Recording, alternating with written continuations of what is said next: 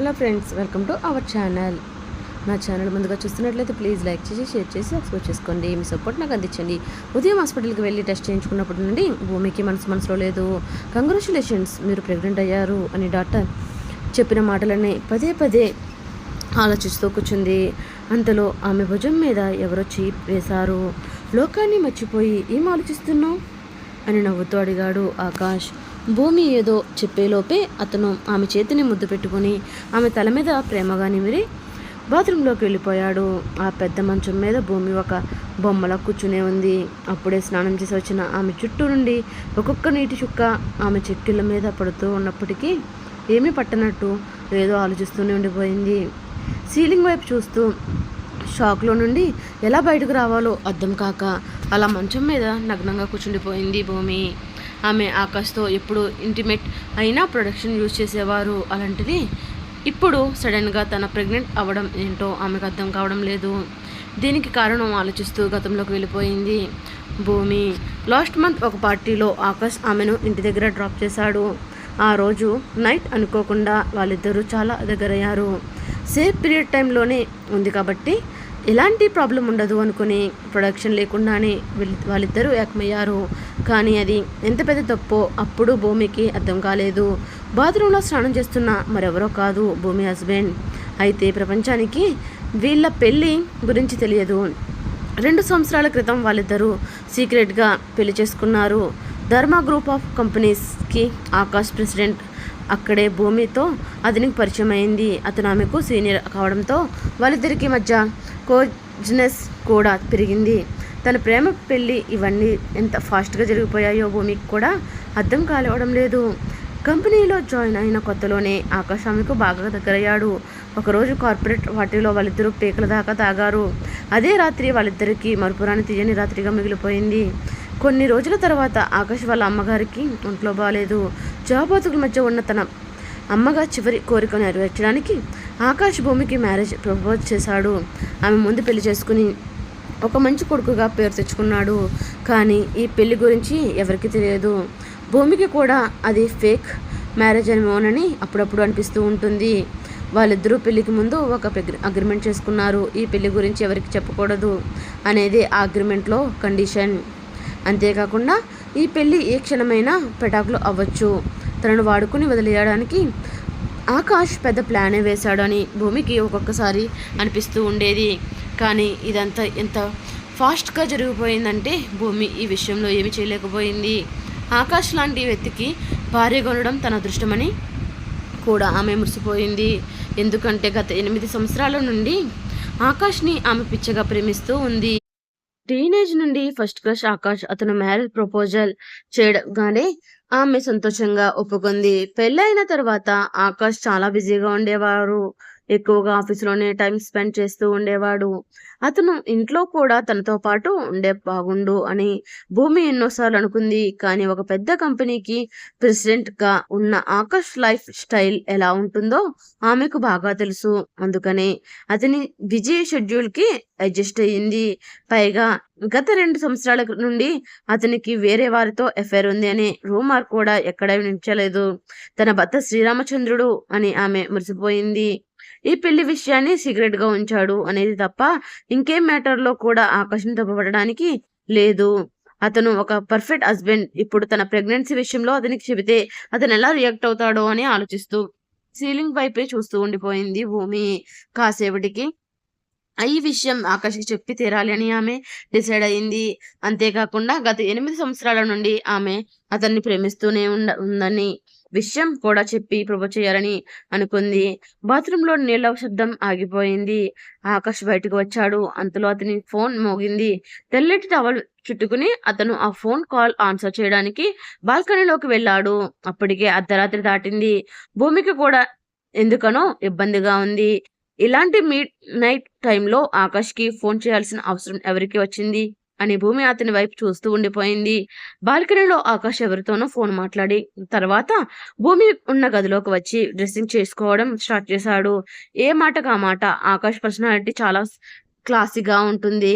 కండలు తిరిగిన శరీరం, విశాలమైన ఛాతీ, చూడడానికి గ్రీకు వీరుడిగా లాగా ఉన్నాడు.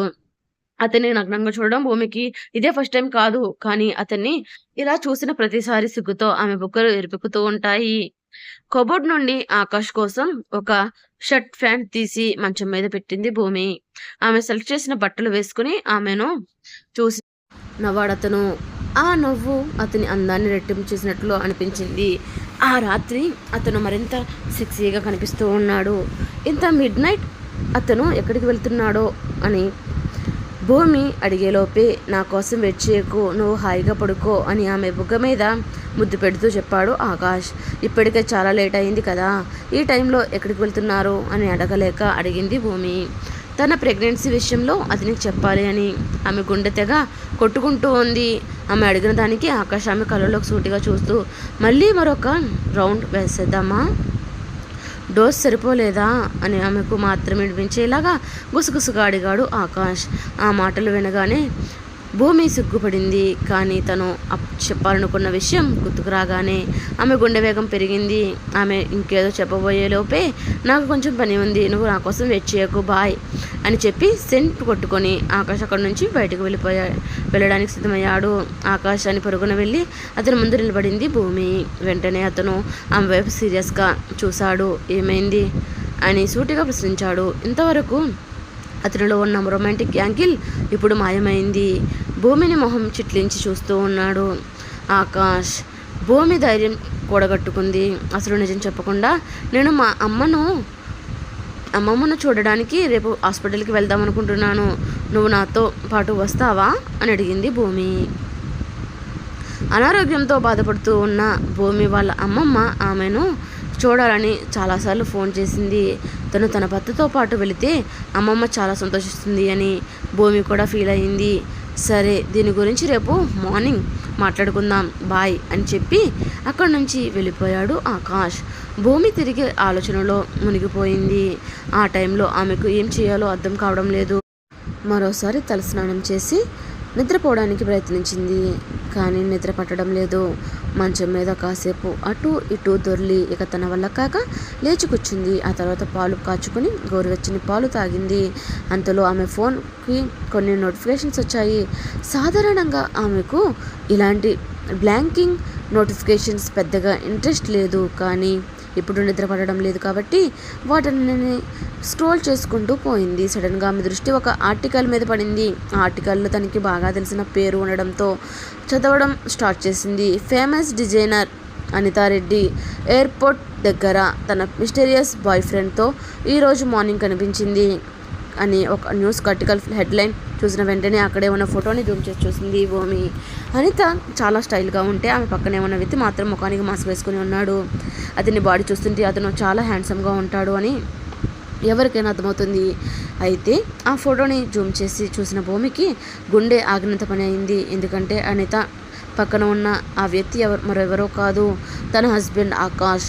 అతను ఆ మార్నింగ్ మీటింగ్ క్యాన్సిల్ చేసి భూమికి ఎయిర్పోర్ట్ దగ్గర పికప్ చేసుకోవడానికి వెళ్ళాడు అని అర్థం చేసుకున్న భూమికి చెమటలు పట్టేశాయి.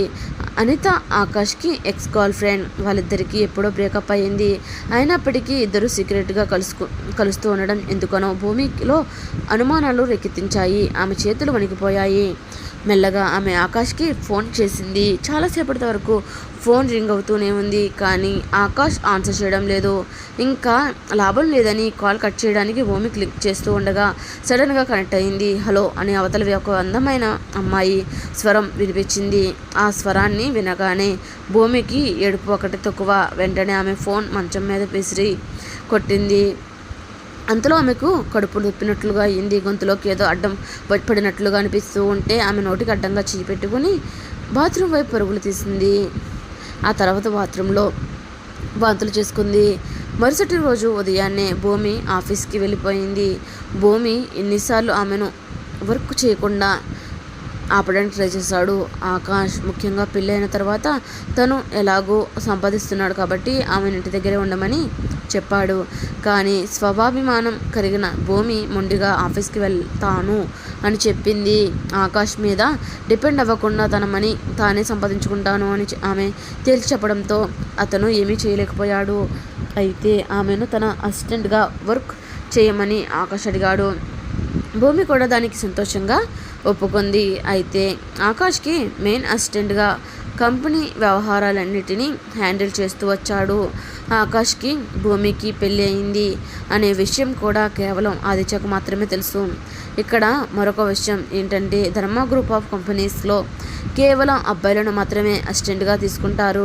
భూమి ఆ కంపెనీలో ఉన్న ఒకే ఒక ఫీమేల్ అసిస్టెంట్. కంపెనీ రూల్స్ని కూడా భూమి కోసం చెత్తబుట్టలో పాడేశాడు ఆకాష్.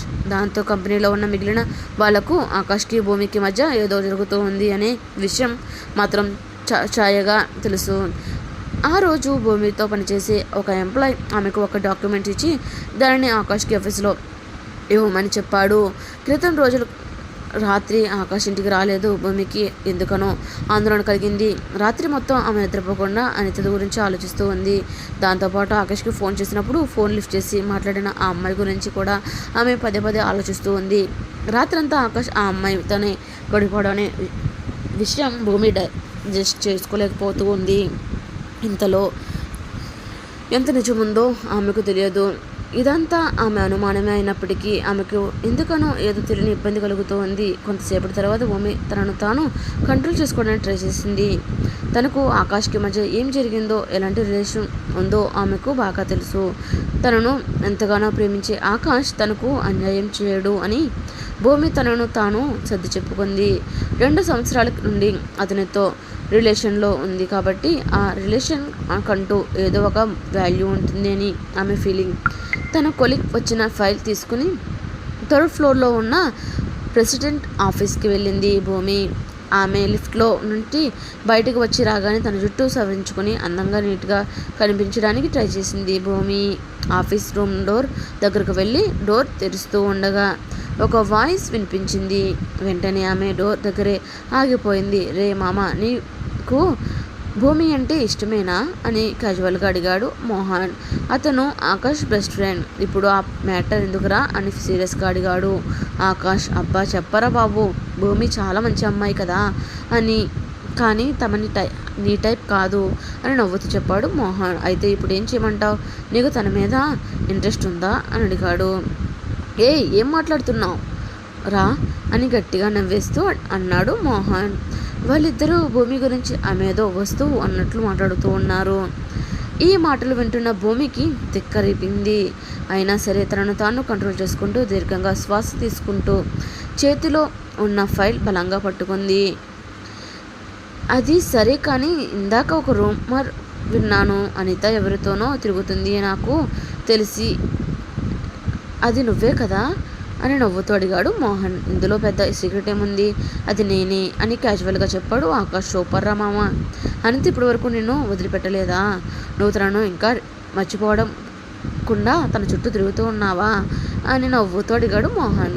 ఆకాష్ ఏదో చెప్పేలోపే అతని దగ్గరకు వచ్చి, మీరిద్దరు రాత్రి డైట్కి వెళ్ళారని నాకు బాగా తెలుసు. అయినా లాంగ్ డిస్టెన్స్ రిలేషన్షిప్లో ఉన్న మీ ఇద్దరికి మధ్య బాండింగ్ డిస్టెన్స్తో పాటు పెరిగిపోతూ ఉందన్నమాట. నిన్న ఫుల్ ఎంజాయ్ చేసినట్లున్నావు అని క్లోజ్గా మాట్లాడుతూ ఉన్న మోహన్ మాటలు వింటున్న భూమికి మాత్రం నెత్తి మీద పిడుగుపడినట్లయింది.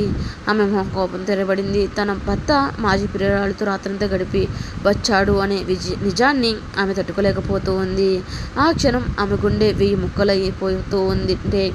ఏదో తెలియని బాధ ఆమె మనసు పిండేస్తూ ఉంది. ఒక్కసారిగా ఆమెకు నీరసం ఆవహించింది. చూపు మసకబారింది. తల తిరుగుతున్నట్లు అనిపించి గోడను పట్టుకొని వెనక్కి అడుగులు వేసింది భూమి. అంతలో ఒక్కసారిగా ఆఫీస్ డోర్ తెరుచుకుంది. భూమి, నువ్వేంటి ఇక్కడ అని మరెవరు కంగారుగా అడిగారు.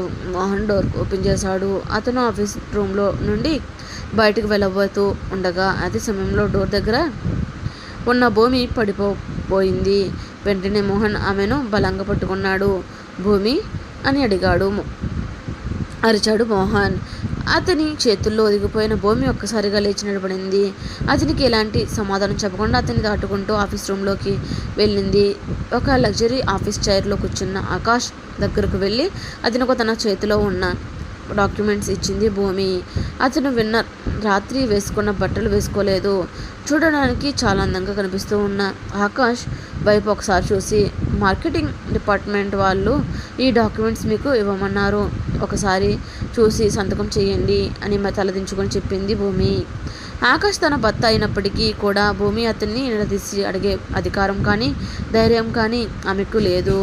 ఆకాష్ కూడా ఆమె వైపు చూడకుండా ఆ డాక్యుమెంట్ తీసుకుని వెంటనే సైన్ చేశాడు. ఆ తర్వాత ఆ డాక్యుమెంట్స్ని అతను భూమికి ఇచ్చేశాడు. వాటిని తీసుకుని భూమి వీరినంత వేగంగా ఆ గదిలో నుంచి బయటకు వెళ్ళిపోయింది. అంతవరకు డోర్ దగ్గర నిలబడిన మోహన్ భూమి బయటకు వెళ్ళిపోయిన వెంటనే ఆకాష్ దగ్గరికి వచ్చాడు. తను మనం మాట్లాడుకున్నదంతా వినిందంటావా అని మెల్లగా అడిగాడు మోహన్. ఆకాష్ కళ్ళలో ఆ క్షణం ఎలాంటి ఎమోషన్స్ కనిపించడం లేదు.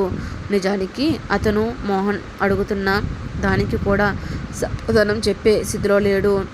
అతని ప్రశ్న అతనుకు వినిపించడం లేదన్నట్లే ఆకాష్ ఏదో ఆలోచిస్తూ ఉండిపోయాడు. తనకు తెలిసినంతవరకు భూమి ఇంతవరకు ఎవరిని చూసి ఇష్టపడింది లేదు. తను చెప్పినట్లుగా చేసే గంగి గోవు లాంటిది భూమి. ఆమెను తనకు నచ్చినట్లుగా ఎప్పటి వరకు తనని ఒక కీలుబొమ్మలా వాడుకున్నాడు ఆకాష్. నిజానికి తన మాటే శాసనం ఆడినట్టు ఆమె ఎప్పుడు ఒదిగి ఉండాలని అన్నది ఆకాష్ భూమి నుండి డిమాండ్ చేశాడు. వాళ్ళ మ్యారేజ్ కాంటాక్ట్ చేసుకునే టైంలో కూడా అతను ఇదే విషయం ఆమెకు తేల్చి చెప్పాడు. మరోవైపు భూమి తన బాధను దుఃఖాన్ని కంట్రోల్ చేసుకుంటూ లిఫ్ట్లోకి ఎక్కింది. ఏడవకుండా ఉండాలి అని ఎంతగా కంట్రోల్ చేసుకుంటూ ఉన్నా సరే ఆమె వల్ల సాధ్యం కాలేదు. 2 సంవత్సరాల పాటు ఎవరికి తెలియకుండా ఆకాష్తో రిలేషన్షిప్లో ఉంది. పవిత్రమైన పెళ్లి బంధంలో అతనితో చిక్కుకుండా పోయింది. అతనిని మనస్ఫూర్తిగా ప్రేమించింది భూమి. కానీ బదులుగా ఇలాంటి పరిస్థితి ఎదురవుతుంది అని ఆమె కలలో కూడా ఊహించలేదు.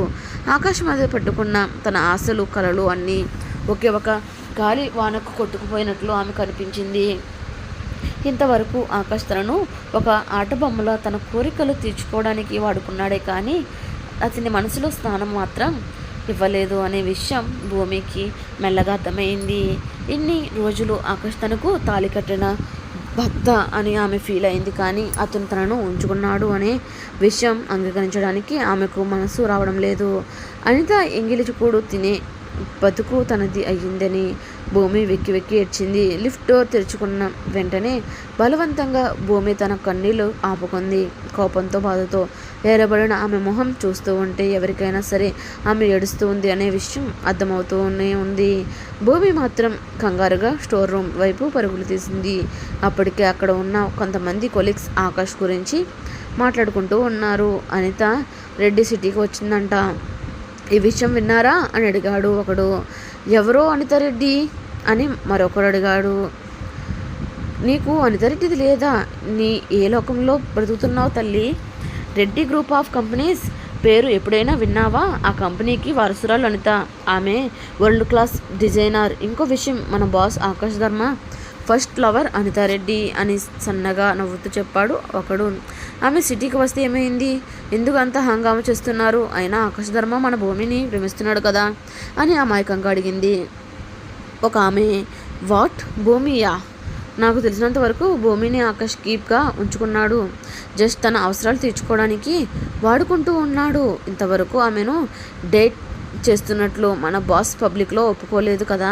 అయినా అందులో పెద్ద ఆశ్చర్యపోవాల్సిన విషయం కూడా ఏమీ లేదు. ఆ భూమి అనితారెడ్డి కాలిగోటికి కూడా సరిపోదు. నక్కకి నాగలోకానికి ఉన్నంత తేడా ఉంది. అయినా సరే చూడు, దానికి ఎంత పొగరు.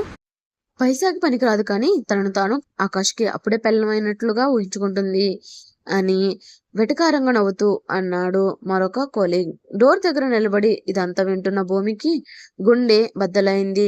ఆఫీసులో ఉన్న ప్రతి ఒక్కరికి కూడా అనిత ఆకాష్ల రిలేషన్లో తెలుసు.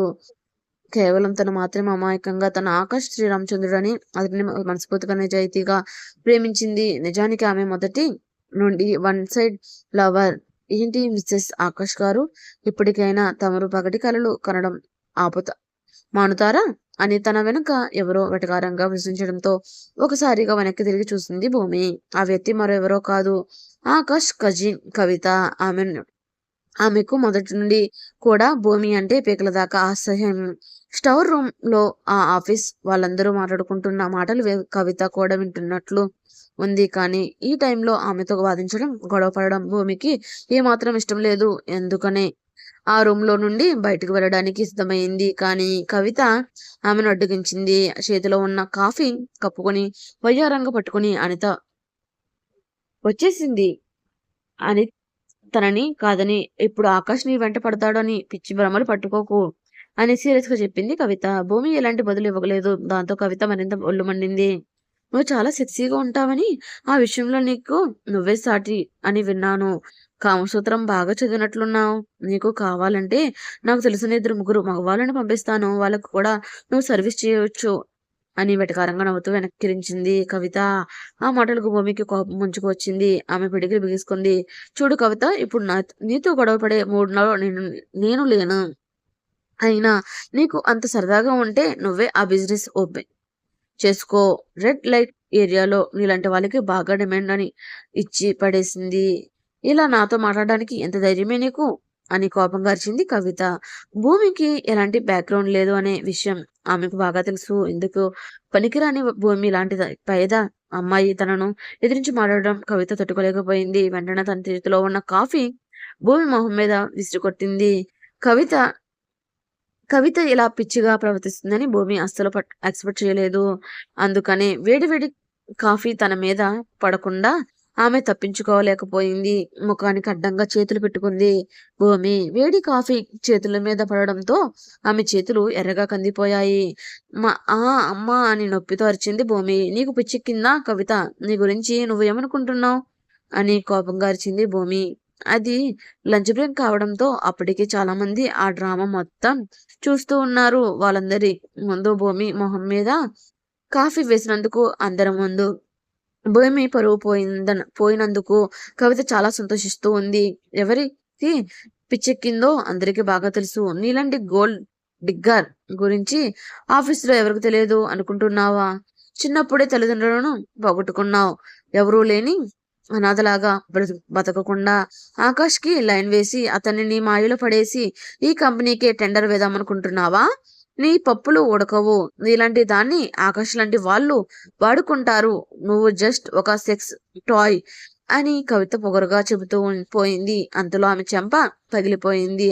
అది చూసి ఆఫీసులో ఉన్న వాళ్ళందరూ కూడా షాక్ అయ్యారు. భూమి కొట్టిన దెబ్బకు కవిత ఒక్కసారిగా నేల మీద పడింది. ఎప్పుడు భయపడుతూ పిరికి పందెలా ఉండే భూమి తనను అందరి ముందు ఇలా కొడుతుంది అని ఊహించని కవిత మాత్రం షాక్ అయింది. తన బుగ్గను నిమురుకుంటూ భూమి వైపు సీరియస్ గా చూసి, ఎంత ధైర్యం ఉంటే నా మీదే నువ్వు చెయ్యి వేస్తావ్ అని గొంతు చించుకుంది కవిత. నీలాంటి దానికి మాటలతో చెబితే అర్థం కాదు. నా జోలికి వస్తే చెంప పగిలిపోతుంది అని సీరియస్ గా చెప్పింది భూమి. ఆమె చిన్నప్పుడే తన తండ్రులను పోగొట్టుకుంది. అంత మాత్రం చేత ఆ విషయం మీద నోటికొచ్చినట్లు ఎవరైనా మాట్లాడితే మాత్రం ఆమె తట్టుకోలేదు.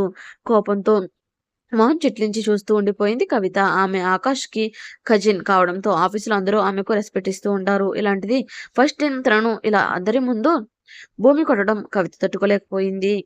"ఒసేయ్ బజారుదానా" అని అరుస్తూ భూమిని కొట్టడానికి దూసుకు వెళ్ళింది కవిత. అయితే ఈసారి భూమి మాత్రం కవిత పని పట్టడానికి సిద్ధంగా ఉంది. తన మీద దాడి చేయబోతున్న కవిత చేతులను బలంగా పట్టుకుని వెనక్కి తొప్పింది భూమి. కవిత ఆమె కంటే పొట్టిది కావడంతో భూమి చేతిని సులువుగా చిక్కిపోయింది. యూ బ్లడీ, నీ దరిద్రపు చేతులతో నన్నే పట్టుకుంటావా? నీ గురించి నువ్వు ఏమనుకుంటున్నావు? నువ్వు ఆకాష్ ఉంచుకున్న దానివే. నువ్వు కేవలం పడక సుఖం కోసం మాత్రమే పనికొస్తావు. నువ్వు ఒక వేశ్యవి, బజారు దానివి. ఎంతమంది మగవాళ్ళ పక్కన పడుకున్నావే అని నోటికొచ్చింది తిడుతూ ఉంది కవిత. ఆ మాటలు అక్కడ ఉన్న స్టాఫ్ మొత్తం వింటూ ఉన్నారు. అంతలో నోర్మోయ్ అని ఎవరిదో ఒక గట్టిగా అరుపు వినిపించింది. దాంతో ఆఫీస్ మొత్తం నిశ్శబ్దంగా మారిపోయింది. అక్కడికి ఆకాష్ వచ్చాడు. కవిత మాటలన్నీ వినగానే అతనికి కూడా అసహ్యంగా అనిపించింది. ఆకాష్ అని కవిత షాక్ అయింది. అతను తనకు కజిన్ అయినప్పటికీ కూడా అతను అంటే ఆమెకు చాలా భయం. అంతేకాకుండా వాళ్ళ అమ్మ కూడా అతనితో జాగ్రత్తగా ఉండమని కవితకి చాలా సార్లు చెప్పింది. ఆకాష్ని చూసిన వెంటనే కవిత అతని దగ్గరకు వెళ్ళి, ఒకసారి నా మొహం చూడు ఆకాష్, ఆ చెత్త మొహంది భూమి నన్ను కొట్టింది అని ఏడుపు మొహం పెట్టి కంప్లైంట్ చేసింది కవిత. మరోవైపు భూమి మాత్రం ఆకాష్కి ఎలాంటి కంప్లైంట్ ఇవ్వకుండా తలదించుకొని నిలబడింది. ఆ తర్వాత కాలిన తన చేతిని చూసుకుంటూ ఆకాష్ వైపు మెల్లగా తల ఎత్తి చూసింది. అతని మొహం మీద సన్లైట్ పడుతూ ఉంటే చాలా అందంగా కనిపిస్తూ ఉన్నాడు. మన కంపెనీ రూల్స్ మర్చిపోయావా అని భూమిని సీరియస్ గా అడిగాడు ఆకాష్. అతను తన మీద అందరి ముందు అలా అరవడంతో భూమికి ఊపిరి ఆగినట్లయింది. ఆకాష్ ఇలా అడుగుతాడు అని ఊహించని భూమి తన చెవులను తానే నమ్మలేకపోయింది. ఆ టైంలో ఆఫీసులో ఉన్న వాళ్ళు కూడా ఎవరూ మాట్లాడకుండా మౌనంగా నిలబడ్డారు. ఈ లోకంలోకి ఈ కంపెనీలోకి జాయిన్ అయినప్పుడు ఆకాష్ ఆమెకు కొన్ని విషయాలు గుర్తుపెట్టుకోమని సీరియస్ గా చెప్పాడు. కంపెనీలో అలాంటి గొడవ అల్లర్లు తనకు నచ్చవని, ఏదైనా తప్పు చేస్తే ఊరుకునేది లేదు అని అతను మొదట్లోనే వార్నింగ్ ఇచ్చాడు. ఇప్పుడు ఈ గొడవ కారణం అతను భూమిని నిలదీస్తూ ఉన్నాడు. అయితే ఆ సమయంలో భూమికి ఒక విషయం మాత్రం అర్థం కావడం లేదు. ఆకాష్ ఇంతకు ముందు కవిత తన నోటికి వచ్చినట్లు తిట్టిన మాటలు విన్నాడా లేదా, విని కూడా అతను తననే నిందిస్తూ ఉన్నాడా అనే విషయం ఆమె తెలుసుకోలేకపోతూ ఉంది. ఒకవేళ ఆమె ఆ మాటలు విని కూడా అతను పట్టించుకోకుండా లేదు అంటే ఆ మాటలు నిజముందా? తను నిజంగా ఆకాష్కి కేవలం ఒక సెక్స్ టాయ్ మాత్రమేనా అనే ఆలోచనల భూమిని నిలువెల్లా దహించేస్తూ ఉంది. ఆకాష్కి కోపం వస్తే ఏమవుతుందో ఆఫీసులో ఉన్న వారందరికీ బాగా తెలుసు. అందరూ మెల్లగా తమ ప్లేస్‌లకు వెళ్ళిపోయారు. కేవలం కొద్దిమంది మాత్రమే దూరం నుండి ఆ తమాషా చూస్తూ ఉన్నారు. తన వైపు కోపంగా చూస్తూ ఉన్న రాహుల్‌ని చూస్తుంటే భూమికి వెన్నులో వణుకు పుట్టింది. ఆమె భయంతో కంపించిపోతూ నిలబడింది. తన ఎమోషన్స్ కంట్రోల్ చేసుకుంటూ ఐయామ్ సారీ కవిత. నేను నిన్ను కొట్టకుండా ఉండాల్సింది అని తలదించుకొని చెప్పింది భూమి. ఆ సారీ అనే మాట వినగానే కవిత ఏదో సాధించినట్లు గర్వంగా నవ్వింది. బోడీ సారీ చెప్పి తప్పించుకొని పోదామనుకుంటున్నావా? నా మీద చెయ్యి వేసుకున్నందుకు నీకు ఖచ్చితంగా పనిష్మెంట్ ఇవ్వాల్సిందే అని సీరియస్ గా చెప్పింది కవిత. ఆఫీసులో ఇలా గొడవపడి నిన్ను కొట్టడం నా తప్పే. అలాగని పర్సనల్ గా నువ్వు మాట్లాడడం మర్చిపోయి నేను నీకు సారీ చెప్పడం లేదు. కేవలం కంపెనీ రూల్స్ అతిక్రమించాను అని మాత్రమే సారీ చెప్తున్నాను అని కాన్ఫిడెంట్ గా చెప్పింది భూమి. ఆ తర్వాత కవిత రియాక్షన్ పట్టించుకోకుండా అక్కడి నుండి వెళ్ళిపోయింది. చూసావా చూసావా దానికి ఎంత బలుపు అని ఎర్రబడిన మొహంతో కోపంగా అరిచింది కవిత. తన జీవితంలో ఎప్పుడు కూడా ఇంతలా ఆమె అవమానించబడలేదు. ఇంతవరకు ఆమె అందరిని ఇన్సల్ట్ చేస్తూ ఏడిపిస్తూ వచ్చింది కానీ ఎవరి చేతిలో తన్నులు తిన్నది లేదు. అందుకనే ఈ అవమానం భారం తట్టుకోలేక భూమిని ఏదో ఒకటి చేసే వరకు వదిలిపెట్టేది లేదు అని డిసైడ్ అయింది కవిత. చూసావా ఆకాష్, ఆ మనిషి ఏం మాట్లాడిందో విన్నావు కదా. నన్ను మోహం మీద కొట్టింది. ఆ బజారు దాన్ని నువ్వు కూడా కొట్టు. నీకు చేత కాదు అంటే చెప్పు. అది నా కళ్ళ మీదే పడి క్షమాపణ చెప్పే వరకు దాన్ని నేను హింసిస్తాను అని వెళ్ళిపోతున్న భూమిని చూస్తున్న ఆకాష్తో చెప్పింది కవిత. భూమిని ఆకాష్ కూడా విచిత్రంగా చూస్తూ ఉన్నాడు. ఆమె ఇంతకు ముందు ఎప్పుడు ఇంత కాన్ఫిడెంట్ గా మాట్లాడింది లేదు. వెళ్ళిపోతున్న భూమి వైపు అతని విచిత్రంగా చూస్తూ నిలబడ్డాడు. ఇక చాలు వదిలే అని సీరియస్ గా చెప్పాడు ఆకాష్. అతను కూడా భూమికి సపోర్ట్ చేస్తూ తన మాటలు పట్టించుకోవడం కవిత తట్టుకోలేకపోయింది. ఆ దరిద్రపు దానికి ఎలా బుద్ధి చెప్పాలో నాకు బాగా తెలుసు. మనుషుల్ని పంపించైనా దానికి గుణపాఠం నేర్పిస్తాను అని నోరింది కవిత. కవిత అని కోపంగా అరిచాడు ఆకాష్. అతనంత కోపంలో చూసిన కవిత వణికిపోయింది. నేను ఒకసారే చెప్తాను, నాతో పదే పదే చెప్పించుకోకు. ఈ రోజు ఇక్కడ జరిగిన దాని గురించి మర్చిపో. భూమిని ట్రబుల్ చేయడానికి ట్రై చేస్తే మంచిది కాదు అని సీరియస్ గా వార్నింగ్ ఇచ్చాడు ఆకాష్. అతని ముఖాన్ని చూస్తున్న కవితకి గొంతు ఎండిపోయింది. భూమికి లైఫ్ లాంగ్ డ్యామేజ్ చేయాలి అని కవిత ప్లాన్ అన్ని కూడా ఆకాష్ బెదిరింపుతో మాయమైపోయాయి. సరే సరే నువ్వు చెప్పినట్లే చేస్తాను అని కంగారుగా చెప్పింది కవిత. ఆమె మాటలు పట్టించుకోకుండా మేనేజర్ ఆదిత్య వైపు చూసి ఎవరిని పడితే వాళ్ళను అలాగ జనాలను ఇక మీద కంపెనీ కాంపౌండ్ లో కూడా అడుగుపెట్టినవకు అని సీరియస్ గా చెప్పాడు ఆకాష్. అతని ఆర్డర్ విన్న కవిత పొంగిపోయింది. వావ్, ఇప్పటికైనా మంచి నిర్ణయం తీసుకున్నావు ఆకాష్. అలాంటి పనికిమాలిన దరిద్రపు మొహాలు మన కంపెనీలో ఉండకూడదు. వెంటనే దాన్ని బయటికి పంపించేయి అని ఆనందంగా చెప్పింది. ఆదిత్య మాత్రం ఆకాష్ ఆర్డర్ విని ఓకే అంటూ కవిత గారు బయటకు వెళ్ళే మార్గం అటువైపు ఉంది అని ఎగ్జిట్ వైపు చూపించాడు. ఆ మాట వినగానే కవితకి దిమ్మ తిరిగిపోయింది. అలాగ జనాలు అని ఆకాష్ భూమి గురించి కాదు, తన గురించి అన్నాడు అనే విషయం ఆ క్షణంలో ఆమెకు బోధపడింది. ఆమె ఆకాష్‌తో ఇంకేదో చెప్పాలనుకుంది కానీ ఆదిత్య ఆమెను అడ్డుకున్నాడు.